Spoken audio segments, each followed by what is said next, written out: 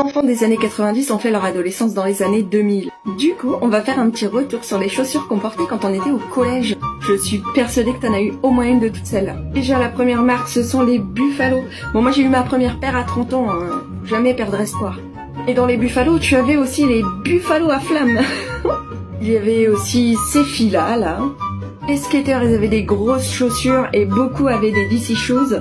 Et ce qui était bien, c'est que le truc, tu pouvais les retirer sans défaire les lacets, pratique, hein. Un classique qu'on voit toujours aujourd'hui, les Converse, mais le grand retour des Converse, c'était dans les années 2000. Conditionnel aussi, on en voit encore aujourd'hui, d'ailleurs je pense que je vais bientôt m'en acheter une paire, ce sont les Doc Martens. Mais alors celles-là, les noires, là, les classiques avec des collants comme ça.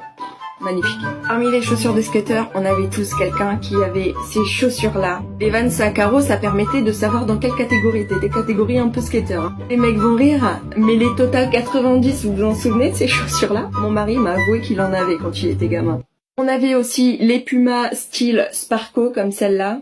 Mon frère en a eu des Sparco. Les célèbres, on les nomme plus, hein, celle-ci. Ah, ça c'était vraiment le truc que tout le monde avait.